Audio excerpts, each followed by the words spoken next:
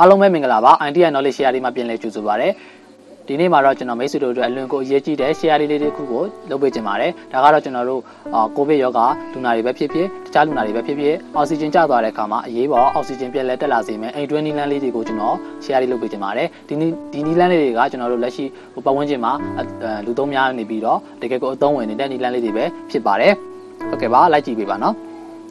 ပထမဆုံးအနေနဲ့ကတော့ကျွန်တော်တို့ဒီအောက်ဆီဂျင်ကျသွားတဲ့အခါမှာလူနာကိုကျွန်တော်တို့မှောက်ရက်နေထားနေပေးရပါမယ်လူနာကိုမှောက်အိတ်လိုက်ပါမှောက်အိတ်ခိုင်းလိုက်ပါပြီးရင်ကျွန်တော်တို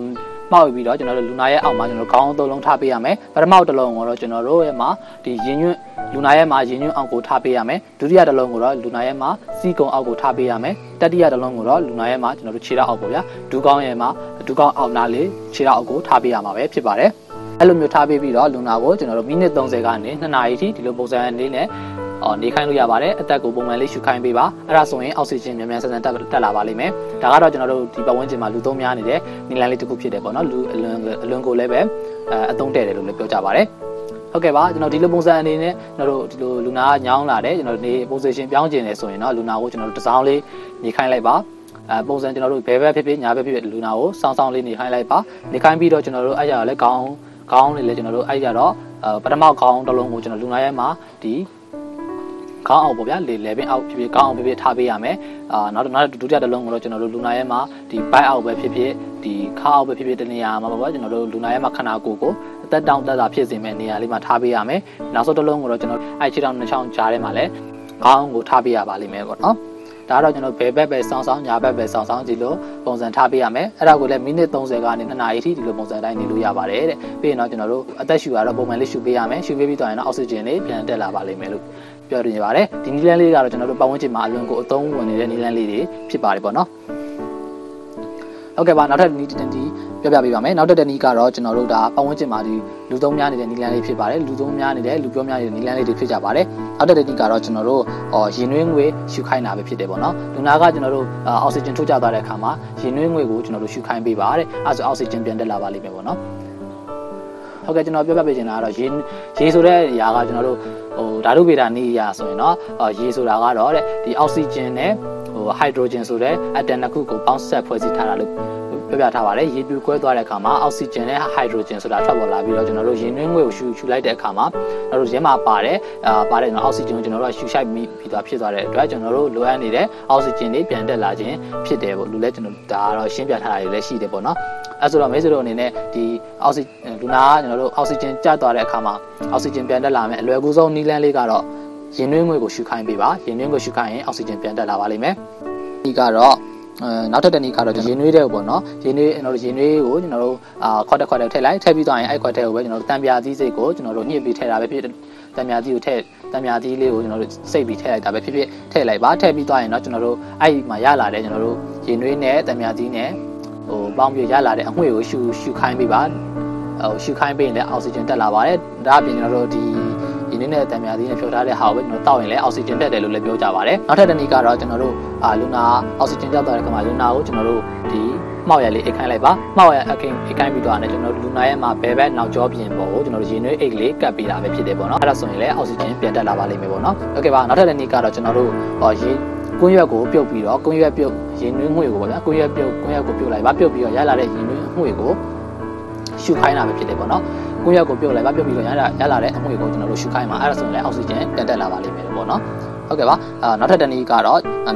ကျွန်တော်တို့ဆက်နွမ်းအစစ်ပေါ့နော်ဆက်နွမ်းအစစ်တစ်စွန်းပါမယ်ပြီးရင်စားတစ်စွန်းပါမယ်အဲ့ဒါကိုကျွန်တော်တို့ရေနဲ့ကြူပေးရမယ်ပေါ့နော်ကြူပေးပြီးတော့ရလာတဲ့အငွေ့ကိုကျွန်တော်တို့ခေါင်းမိခြုံပြီးတော့အငွေ့ကိုရှုခိုင်းပေးပါပေါ့နော်အဲ့ဒါဆိုရင်အောက်ဆီဂျင်ပြန်တက်လာပါလိမ့်မယ်ပေါ့နော်ဟုတ်ကဲ့နောက်တစ်နည်းပြောပြပေးပါမယ်နောက်တစ်နည်းကတော့နည်းနည်းလေးအစာပလာများတယ်ပေါ့နော်ရင်နွေးတဲ့ကိုကျွန်တော်ကြောက်တလုံးခောက်ထည့်လိုက်ပါပြီးရင်ပြားရည်တစ်စွန်းဖြစ်ပြားရည်20ဖြစ်ထည့်ပေးလိုက်ပါပြီးရင်တော့တံပြားသီးတစ်လုံးကိုကျွန်တော်တို့ညှစ်ပြီးထည့်လိုက်ပါထည့်ပြီးရင်စားလေးတစ်စွန်းထည့်ပြီးတော့အားလုံးကိုအမြုပ်ထတဲ့အထိမှွေပေးလိုက်ပါပေါ့နော်မှွေပေးပြီးသွားရင်တော့လူနာကိုတောက်ခိုင်းလိုက်ပါအဲ့ဒါဆိုရင်အောက်ဆီဂျင်မြန်မြန်ဆန်ဆန်ကိုတက်တယ်လို့ပြောထားပါတယ်ဟုတ်ကဲ့ပါနောက်တစ်နည်းပြောပြပေးပါမယ်နောက်တစ်နည်းကတော့ကျွန်တော်တို့ဂွေးတောက်ရွက်ဖြစ်ပါတယ်ပေါ့နော်ဂွေးတောက်ရွက်ကတော့အခုလူသုံးများနေပြီးတော့လူပြောလဲများနေပါတယ်ဂွေးတောက်ရွက်ကအလွန်သုံးဝင်တယ်ဆိုပြီးပြောပြနေကြပါတယ် ဟုတ်ကဲ့ပါခွေးတောက်ရွက်ကိုကျွန်တော်တို့ရေနွေးနဲ့ပြုတ်လိုက်ပါပေါ့နော်ရေနွေးနဲ့ခွေးတောက်ရွက်ကိုပြုတ်လိုက်ပါပြုတ်ပြီးရင်အငွေ့ကိုရှုခိုင်းတာဖြစ်တယ်ပေါ့နော်အဲ့ဒါဆိုရင်အောက်ဆီဂျင်မြန်မြန်ကိုတက်တယ်လို့ပြောကြပါတယ်တကယ်ကိုအသုံးဝင်တယ်လို့လည်းပြောကြပါတယ်ပို့ပြီးတော့အနံ့ဆူးရှင်နေဆိုရင်เนาะအနံ့ကိုကျွန်တော်တို့ပြင်းပြင်းလေးဖြစ်ချင်တယ်ဆိုရင်เนาะခွေးတောက်ရွက်နဲ့ကျွန်တော်တို့ပင်စိမ်းရွက်ကိုရောပြီးတော့ပဲဖြစ်ဖြစ်ဒါပြင်ခွေးတောက်ရွက်နဲ့ပူစီနံရွက်ကိုပဲရောပြီးဖြစ်ဖြစ်ပြုတ်ပြီးတော့အဲ့အငွေ့ကိုရှုခိုင်းရင်ပို့ပြီးတော့ထိရောက်တယ်လို့လည်းပြောကြပါတယ်ဒါလို့မှပင်စိမ်းရွက်တွေပူစီနံရွက်တွေမလွယ်ဘူးဆိုရင်เนาะခွေးတောက်ရွက်နဲ့ရေနွေးနဲ့ပဲပြုတ်ပြီးတော့အငွေ့ကိုရှုခိုင်းတာပို့ပြီးတော့အဲ့ဒါလည်းအဆင်ပြေပါတယ်ဟုတ်ကဲ့ပါနောက်တစ်နည်းကတော့ခွေးတောက်ရွက်ပဲဖြစ်ပါတယ်အဲ့ခွေးတောက်ရွက်ကိုတစ်စုပ်စာလောက်ကိုတဲ့ရေတန်းတက်မှာ9မိနစ်ခန့်စိမ်ပေးရပါမယ်ရေတန်းတက်မှာ9မိနစ်ခန့်စိမ်ပေးပါစိမ်ပြီးသွားရင်တော့အဲ့ခွေးတောက်ရွက်တွေယူပြီးတော့ကျွန်တော်တို့လက်ကလေးနဲ့ခြေပြီးပေါ့နော်လက်နဲ့ခြေပြီးတော့ကျွန်တော်တို့လူနာကိုတဝါကြီးရှုခိုင်းလိုက်ပါတဝါကြီးရှုခိုင်းပြီးတော့ကျွန်တော်တို့10 စက္ကန့်ကနေပြီးမှ10စက္ကန့်အထိကိုသူ့ကိုရှုခိုင်းထားတဲ့လေကိုခဏလောက်အောင်ထားခိုင်းပေါ့နော်အတန်ပြီးပြန်ပြီးတော့မထုတ်ခိုင်းနဲ့အောင်မထုတ်နဲ့အောင်အဲ့မှာအောင်ထားလိုက်အောင်ထားပြီးကမှ10စက္ကန့်လောက်ဖြစ်ဖြစ်အဲ့အောက်ကြာကန်ကြမှာပြန်ပြီးထုတ်လိုက်ပါအဲ့လိုမျိုးအချိန်ဖန်များစွာလုပ်ပေးပါပေါ့နော်လုပ်ပေးရင်ကျွန်တော်တို့အောက်ဆီဂျင်ပြန်တက်လာပါလိမ့်မယ်ပေါ့နော်နောက်တစ်တနေ့ကတော့ကျွန်တော်တို့ဒါကတော့ကျွန်တော်တို့ဒီရှားဆောင်ပင်ပေါ့ဗျာဒီရှားဆောင်လက်ပတ်ပင်ကိုကျွန်တော်တို့လူနာရဲ့မှာအိပ်ရပေးလေးမှာထားပေးတာပဲဖြစ်တယ်ပေါ့နော်ရှားဆောင်လက်ပတ်ပင်ကိုတဲ့လူနာရဲ့မှာလူနာအိပ်ရပေးလေးမှာထားအိပ်ခံမယ်ဆိုရင်တဲ့လူနာကအောက်ဆီဂျင်တက်တဲ့အခါမှာအလွန်ကိုမြန်တယ်လို့လည်းပြောရပါတယ်ရှားဆောင်လက်ပတ်ပင်ကလူနာအောက်ဆီဂျင်တက်ဖို့ဒါအကူအညီပေးတယ်လို့လည်းပြောကြပါတယ်ပေါ့နော်ရှားဆောင်ပင်လေးကိုရှားဆောင်ပင်ဆိုတာကတော့ကျွန်တော်တို့မြန်မာနိုင်ငံမှာမရှားဘူးပေါ့နော်အဲ့ဒါလေးကိုကျွန်တော်တို့ဒီအိပ်ရပေးလေးမှာထားခိုင်းလိုက်ပါလို့ပြောပြထားပါတယ်ဟုတ်ကဲ့ပါနောက်ထပ်တနည်းလေးပြပြပေးချင်ပါတယ်နောက်တနည်းကတော့ကျွန်တော်တို့ကြက်သွန်အဖြူကိုမိဖုတ်ပြီးတော့လူနာကိုကျွေးတာပဲဖြစ်တယ်ပေါ့နော်လူနာကအောက်ဆီဂျင်ကျလာတဲ့အခါမှာကျွန်တော်ကြက်သွန်အဖြူကိုကျွန်တော်မိဖုတ်ပြီးတော့လူနာကိုကျွေးလိုက်ပါအဲ့ဒါဆိုရင်လူနာအောက်ဆီဂျင်ပြန်တက်လာမယ်နီလန်တနည်းလို့ပြောပြထားပါတယ်ဟုတ်ကဲ့ပါအခုကျွန်တော်ပြောပြပေးခဲ့တာတွေကတော့ပတ်ဝန်းကျင်မှာဒီလူသုံးများပြီးတော့လူပြောများနေတဲ့အလွန်ကိုအသုံးဝင်နေတဲ့နီလန်လေးတွေပဲဖြစ်ကြပါတယ်ကျွန်တော်ပြောပြပေးမှာမပြီးသေးပါဘူးစက်ကြည့်ပေးပါဦးနောက်တစ်ဆင့်အနေနဲ့ကတော့ဒီလူနာကတော့ကျွန်တော်တို့ဒီအောက်ဆီဂျင်ကျလာတဲ့ဖြစ်တဲ့ကျွန်တော်တို့အသက်ရှူလေ့ကျင့်ခန်းလေးတွေလုပ်ပေးရပါလိမ့်မယ်ဒါတော့အသက်ရှူလေ့ကျင့်ခန်းလုပ်ပေးရမှာတော့ကျွန်တော်လူတိုင်းသိကြပါတယ်ဒါပေမဲ့ကျွန်တော်မှန်ကန်စွာလုပ်တတ်ဖို့လိုအပ်ပါတယ်မှန်ကန်စွာလုပ်ဖို့ကျွန်တော်တို့အသက်ရှူလေ့ကျင့်ခန်းလေးတွေကိုကျွန်တော်ပြောပြပေးချင်ပါတယ်အခုပြောမယ်ကျွန်တော်တို့အသက်ရှူလေ့ကျင့်ခန်းတွေကတော့ကျွန်တော်တို့ဒါတွန်းကျင်တဲ့ဆရာဝန်တွေကပြောပြထားတဲ့နည်းလမ်းလေးတွေပဲဖြစ်ပါတယ်ပေါ့နော်ဟုတ်ကဲ့ပါပထမဆုံးအနေနဲ့ကတော့ကျွန်တော်လူနာကိုအသက်ရှူလေ့ကျင့်ခန်းလုပ်ဖို့အတွက်လူနာကိုတနေရာမှာမတ်လေးပေါ့နော်မတ်လေးနဲ့ငင်လေးထိုင်ပေးလိုက်ပါထိုင်ပြီးတော့ပုံမှန်လေးပဲရှူပေးပါပေါ့နော်ပုံမှန်လေးနဲ့ကျွန်တော်တရားမှတ်တယ်လို့လေးပုံမှန်လေးပဲရှူပေးပါနောက်ထပ်တစ်နည်းကတော့ကျွန်တော်တို့လူနာကကျွန်တော်တို့မဟုတ်တော့မထိုင်နိုင်ဘူးဆိုရင်လူနာကကျွန်တော်တို့ဒီလူနာကိုကျွန်တော်တို့အိတ်ခိုင်းလိုက်ပါပေါ့နော်လူနာကိုကျွန်တော်တို့ဒီလူနာကိုလှည့်ချပြီးတော့အိတ်ခိုင်းလိုက်ပါအိတ်ခိုင်းပြီးတော့ကျွန်တော်လူနာရဲ့မှာဒီဥကောင်းအောက်ကိုကျွန်တော်တို့ခေါင်းမထားပါနဲ့ပေါ့နော်ခေါင်းမထားနဲ့ခေါင်းဖယ်ထားလိုက်ပါခေါင်းဖယ်ထားပြီးတော့ကျွန်တော်လူနာရဲ့မှာဒူးကောင်းကိုထောင်ထားပေးပါလူနာရဲ့ဒူးကောင်းကိုထောင်ထားပေးပါထောင်ပြီးတော့ကျွန်တော်တို့လူနာရဲ့မှာလက်နှစ်ဖက်ကိုတော့ဒီကျမ်းပြင်ပေါ်ပဲကျွန်တော်တို့ချထားပေးပါချထားပြီးသွားရင်တော့ကျွန်တော်တို့ဒီအသက်ရှူပေးပါပေါ့နော်အသက်ပုံမှန်လေးပဲအသက်ရှူခိုင်းပါအချိန်30လောက်ထိအသက်ရှူပေးပါပေါ့နော်ဒီလိုပုံစံလေးပဲအဲ့ဒါဆိုရင်လေလူနာကအောက်ဆီဂျင်လေးပြန်တယ်တူးပွားလာပါလိမ့်မယ်ပေါ့နော်လူနာရဲ့မှာအောက်ဆီဂျင်ပြန်တူးပွားလာပါလိမ့်မယ်ပေါ့ဒီနေ့ကတော့ကျွန်တော်လူနာကိုကျွန်တော်တို့ဒီလူနာကိုငုတ်တို့လေးထိုင်ခိုင်းပေါ့နော်လူနာကိုငုတ်တို့လေးထိုင်ခိုင်းပြီးတော့ကျွန်တော်တို့ငင်လေးပဲထိုင်ခိုင်းပြီးသွားရင်ကျွန်တော်တို့အသက်ရှူပေးပါပါနော်အသက်ကိုကျွန်တော်တို့6စက္ကန့်လောက်ကြာတဲ့အထိပြင်းလေးရှူပေးပါပါနော်ပြင်းလေးနဲ့ရှည်လေးရှူပေးပါရှူပေး6စက္ကန့်လောက်ရှူပြီးတော့ကျွန်တော်နောက်ထပ်6စက္ကန့်လောက်ပဲအသက်အောင်ထားပေးပါအဲ့လေကိုပြန်မထုတ်ပါနဲ့ထိန်းထားပေးပါထိန်းထား6စက္ကန့်လောက်ပြည့်သွားကြမှာပြန်ပြီးတော့ထုတ်ပေးပါအဲ့လိုမျိုးလည်းအချိန်30လောက်လုပ်ပေးပါအဲ့ဒါဆိုရင်လည်းအလွန်ကိုထိရောက်ပါတယ်လို့ပြောပြထားပါတယ်အဲ့ဒါဆိုရင်လည်းကျွန်တော်တို့ခန္ဓာကိုယ်ထဲမှာရှိတဲ့အောက်ဆီဂျင်တွေပြန်လဲတူပါလာပြီးတော့အဆုတ်ကလည်းတန့်သွားမယ်လို့လည်းပြောထားပါတယ်ပေါ့နော်နောက်ထပ်တစ်နည်းကတော့ကျွန်တော်တို့လူနာကိုငင်လေးထိုင်ခိုင်းပြီးတော့လေကိုကျွန်တော်တို့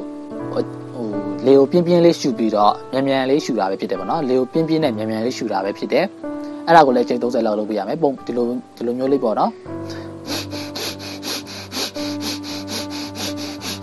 အဲ့လိုမျိုးပုံစံလေးကိုပဲအချိန်30လောက်ရှူပေးပါပြန်ပြပါမယ်လူနာငင်လေးထိုင်ခိုင်းပြီးတော့လေကိုပြင်းနဲ့မြန်လေးရှူခိုင်းပါပေါ့နော်အဲ့ဒါကိုလည်းအချိန်30လောက်လုပ်ပေးလိုက်ပါအဲ့ဒါဆိုရင်အောက်ဆီဂျင်ပြန်လဲတူပါလာပါလိမ့်မယ်လို့ပြောထားပါတယ်ဟုတ်ကဲ့ပါနောက်တစ်နည်းကတော့အသက်ကိုပြင်းနဲ့ရှည်လေးရှူတာပေါ့နော်အသက်ကိုပြင်းနဲ့ရှည်လေးရှူတာပါဒီလိုပုံစံလေးပေါ့နော်အဲ့လိုပုံစံလေးကိုပဲကျွန်တော်တို့အချိန်30လောက်လုပ်ပေးမယ်ဆိုရင်အောက်ဆီဂျင်ပြန်လဲတူပါလာပါလိမ့်မယ် ဟုတ်ကဲ့ပါဒီအောက်ဒီကျွန်တော်တို့အသက်ရှူလေ့ကျင့်ခန်းခုကျွန်တော်ပြပေးခဲ့တဲ့အသက်ရှူလေ့ကျင့်ခန်းတွေကိုတော့ဒါကြမ်းကျင်တဲ့ဆရာဝန်တွေကပြောပြထားတာပဲဖြစ်တယ်ပေါ့နော်ဒါလေးကိုမိတ်ဆွေတို့နဲ့လိုက်လုပ်ပေးကြပါဒါတော့လွယ်လွယ်ကူကူလေးပါလူတိုင်းလည်းလက်လုပ်နိုင်တယ်လို့ထင်ပါတယ်ကျွန်တော်လူနာမမဟုတ်ပါဘူးကျွန်တော်တို့ဒီတောင်ရိုးတာမှန်တွေလည်းဒီလိုလေ့ကျင့်ခန်းတွေလုပ်ပေးတင်ပါတယ်ပေါ့နော်ဟုတ်ကဲ့ပါဒီလိုဆိုတော့ကျွန်တော်အောက်ဆီဂျင်ရဖို့အတွက်လေ့ကျင့်ခန်းတွေလုပ်ပေးပြီဆိုတော့အောက်ဆီဂျင်ကျွန်တော်တို့ပြန်တိုးပါဖို့အတွက်ကျွန်တော်တို့အစားအသောက်တွေလည်းစားပေးရပါမယ်အဲဒီအစားအသောက်တွေကတော့ကျွန်တော်တို့စားပေးရမယ့်မျိုးစားတော့တန်တက်ပြေသွားတဲ့အစားအစာတွေကိုစားပေးရပါလိမ့်မယ်လို့ပြောပြထားပါတယ်တန်တက်ပြေသွားတဲ့အစားအစာတွေဆိုတော့ဘယ်လိုအစားအစာတွေလဲဆိုရင်ကျွန်တော်တို့အစိမ်းအောင်ရွက်ပဲရွက်ကိုဆိုစားပေးလို့ရပါတယ်တဲ့ပြီးရင်ပဲမျိုးမျိုးကိုလည်းစားပေးလို့ရပါတယ်လို့ပြောပြထားပါတယ်ပြီးရင်ကျွန်တော်တို့ရေကိုလည်းပုံမှန်ရေကိုလည်းကျွန်တော်လုံလောက်စွာတောက်ပေးရပါလိမ့်မယ်ရေကိုလည်းမိတ်ဆွေတွေနဲ့ရေစားတဲ့အထိမနေပါနဲ့ရေကိုလည်းခဏတိုင်းတောက်ပေးပါပြီးရင်တော့ကျွန်တော်တို့လူနာကတကယ်လို့လူနာကကျွန်တော်တို့ဒီအစာမစားခြင်းလို့ဆိုရင်တော့ကြက်သားပြုတ်ရည်လေးကိုတိုက်ပေးလို့ရပါတယ်လို့ပြောပြထားပါတယ်ဒီလိုမျိုးတိုက်ပေးလိုက်မယ်ဆိုရင်လည်းအောက်ဆီဂျင်တိုးပါဖို့တဲ့အထောက်အကူဖြစ်တယ်လို့လည်းပြောပြထားပါတယ်ပေါ့နော်ဟုတ်ကဲ့ပါကျွန်တော်ဒီကနေ့မှာတော့ဒီဗီဒီယိုလေးကတော့မိတ်ဆွေတို့အတွက်အောက်ဆီဂျင်ကျသွားတဲ့အခါမှာအရေးပေါ်အောက်ဆီဂျင်ကျလာအရေးပေါ်အောက်ဆီဂျင်ပြန်တက်လာမယ်နီလန်းလေးတွေကိုကျွန်တော် share လုပ်ပေးခဲ့တာပဲဖြစ်ပါတယ်ဒီနီလန်းလေးအကုန်လုံးကကျွန်တော်ရဲ့မှာစိတ်ကူး idea တွေမဟုတ်ပါဘူးဒါမိဒါပတ်ဝန်းကျင်မှာဒါတကယ်ကိုအသုံးဝင်ပြီးတော့တကယ်ကိုလက်တွေ့လိုက်လုပ်နေကြတဲ့နီလန်းလေးတွေပဲဖြစ်ကြပါတယ်တကယ်ကိုလည်းအသုံးဝင်ကြတယ်လို့ပြောကြပါတယ်ဆိုတော့မိတ်ဆွေများအနေနဲ့ဒီနီလန်းလေးတွေအတိုင်းပဲအောက်ဆီဂျင်ပြန်တက်အောင်လုပ်လို့ရပါတယ်အခုအနေနဲ့ကျွန်တော်တို့အောက်ဆီဂျင်အိုးကိုကျွန်တော်တို့ရှာဖို့ဆိုတာလိုအပ်တဲ့အချိန်မှာအောက်ဆီဂျင်အိုးရှာဖို့မလွယ်ကူပါဘူးအကြောင်းမလို့ဒီနီလန်းလေးတွေကပဲမိတ်ဆွေတို့မိတ်ဆွေတို့ကူညီပါလိမ့်မယ်ပေါ့နော်ဟုတ်ကဲ့ပါအားလုံးပဲကျေးဇူးများကြီးတင်ပါတယ်မိတ်ဆွေများအားလုံးပဲကိုရိုနာဗိုင်းရပ်ရောဂါကြီးမှာလည်းကင်းဝေးကြပါစေရန်သူမျိုး၅ပါးပေးတဲ့နေရာများမှာလည်းကင်းဝေးကြပါစေလို့ကျွန်တော်ဆန္ဒပြုပါတယ်ဒီဗီဒီယိုလေးကနေပြီးမှမိတ်ဆွေတို့အောက်ဆီဂျင်ရောကြနေတဲ့သူတွေအောက်ဆီဂျင်ပြန်တက်လာပါစေလို့ကျွန်တော်ဆန္ဒပြုနေပဲအားလုံးကိုနှုတ်ဆက်ခဲ့ပါတယ်နောက်ထပ်ဗီဒီယိုများမှာပြန်လည်တွေ့ချင်ပါတယ်